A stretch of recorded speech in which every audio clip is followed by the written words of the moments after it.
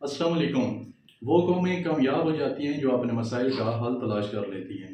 एक दूसरे को मसाइल का ज़िम्मेदार करार दे देना ये मसले का कभी हल नहीं होता। आज की वीडियो में हम बात करेंगे कि पाकिस्तान में स्कूल और कॉलेज में बच्चों के साथ रैप क्यों होता है, इसकी रीज़न क्या है और इसका सलूशन क्या है।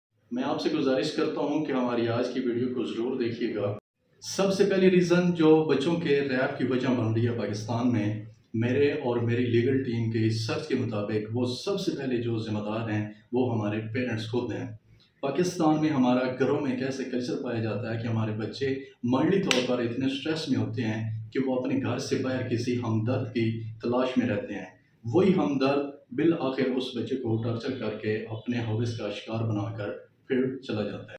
सेकेंडली, हमारे पेरेंट्स अपने बच्चे को एक स्कूल में एक कॉलेज में एडमिशन लेके देने के बाद फिर सुबह बच्चा स्कूल चला जाता है। सुबह से जाने से लेकर शाम तक हमारे पेरेंट्स ने कभी अपने बच्चे का चेक एंड बैलेंस नहीं किया कि क्या हमारा बच्चा स्कूल जाता भी है या नहीं जाता, या किन किन लोगों के साथ इसकी दोस्ती है, किन के साथ उठता है, किन के साथ बैठता है। जिस वैन वाले के साथ हमारा बच्चा जा रहा है उसका किन किन लोगों से रब्ता है, उसने कभी रास्ते पर ब्रेक लगाई हो, उसका बच्चों के साथ क्या एक्शंस हैं और उस वैन वाले ड्राइवर का अपना किरदार क्या है।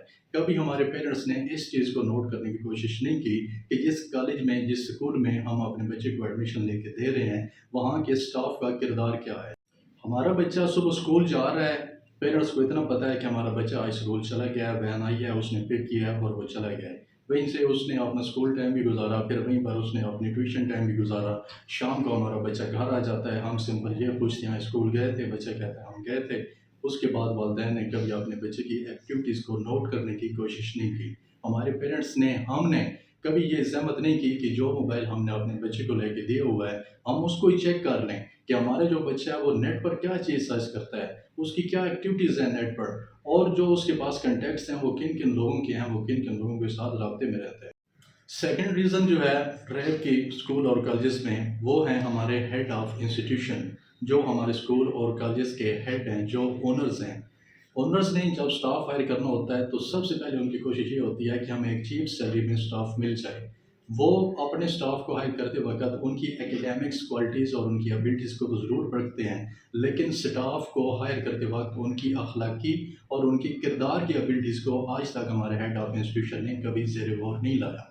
अखबार में इश्तिहार आ जाता है कि हमें स्कूल के लिए, कॉलेजेस के लिए बीए, एमए पढ़े लिखे लोगों की ज़रूरत है, लेकिन उनको हायर करते वक़्त उनकी जो एबिलिटीज़ होती है, जो उनका बैकग्राउंड होता है, जो उनका किरदार होता है, माशरे में उनका उठना-बैठना जो होता है, उसको कभी हमने परखा नहीं है।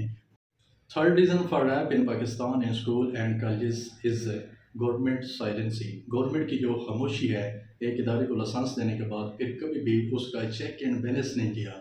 कभी हमारे गवर्नमेंट ने ऐसे स्टेप्स नहीं किए कि हम जाकर उन कॉलेजेस का, उन स्कूल का जो प्राइवेट लेवल पर हमारे बच्चों को एक तालीम दे रहे हैं, उनकी परवरिश कर रहे हैं, उनकी तरबियत कर रहे हैं, उनका कभी हमारी गवर्नमेंट लेवल पर कोई चेक एंड बैलेंस नहीं हुआ।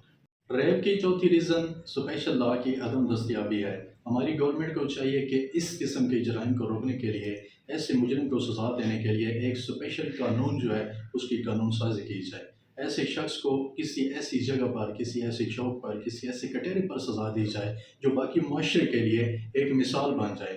पाँचवीं रीज़न जो हमारे पाकिस्तान में रेप की रफ्तार में तेज़ी देने में अपना किरदार अदा कर रही है, वो है हमारा जुडिशियल सिस्टम। बहुत सारी फैमिलीज़ ऐसी हैं जिनके साथ ज़्यादती हो भी जाती है, लेकिन वो अपनी इज़्ज़त की वजह से, वो कचहरी में बार-बार आने के डर की वजह से, यहाँ पर ज़लील ख़्वार होने की वजह से, वो उस केस को कचहरी में, कोर्ट में, थाने में लाने के बजाय वहीं पर दफ़न कर देना मुनासिब समझते हैं। हमारा सिस्टम जो है जुडिशियल सिस्टम, इसमें इतनी फैसिलिटीज़ ही नहीं है, जजेस को इतना फैसिलिटेट ही नहीं किया गया है कि लोगों को बर वक़्त इंसाफ़ मिला जाए। एक छोटे से छोटे केस में भी आप देखते हैं कि लोग सालों-साल जो है वो कचहरियों के चक्कर लगाते रहते हैं। ओवर स्टैंडर्ड ऑफ इन्वेस्टिगेशन जो है वो 6 रीज़न है हमारे मुल्क में रेप में इज़ाफ़ा होने की। हमारा इन्वेस्टिगेशन का जो मेयार है वो इतना कमज़ोर है कि आए दिन जितने भी मुजरिम हैं हमारे पाकिस्तान में, उनको एक हौसला अफ़ज़ाई हो रही है, उनके इरादों में इज़ाफ़ा होता चला जा रहा है। हमारी फ़ोर्सेस के पास बर्डन ऑफ केसेज़ इतने ज़्यादा हैं कि हमारी फ़ोर्स जो है हर केस की इन्वेस्टिगेशन करने के लिए उनके पास इतना टाइम भी दस्तयाब नहीं है। सेकेंडली, फोर्सेस को इतना फैसिलिटेट ही नहीं किया गया है, इतना उनको ट्रेंड ही नहीं किया गया है इतनी गहराई की हद तक कि वो एक जो वक़ूआ हुआ है उसकी मुकम्मल इन्वेस्टिगेशन कर सकें। बहुत सारे केसेस ऐसे हैं जिनमें ہماری عدالتیں جو ہیں وہ lack of evidence, in availability of evidence, عدم دستیابی ثبوت کی وجہ سے بہت سارے ہینیس جو کرمنلز ہوتے ہیں ان کو باعث کرنے پر مجبور ہو جاتی ہے۔ تو میں اس ویڈیو کے ذریعے گورنمنٹ آف پاکستان سے اور آپ لوگوں سے یہ گزارش کرنا چاہتا ہوں کہ یہ 6 ریزن ہیں فار ریپ جو ہمارے ملک میں اس وقت ہماری بدنامی کا سبب بن رہا ہے۔ ان 6 چیزوں کو اگر کنٹرول کیا جائے تو میں سمجھتا ہوں کہ ایک بڑی حد تک ہم انشاءاللہ اس ریپ والی بیماری سے چھٹکارا حاصل کر سکتے ہیں۔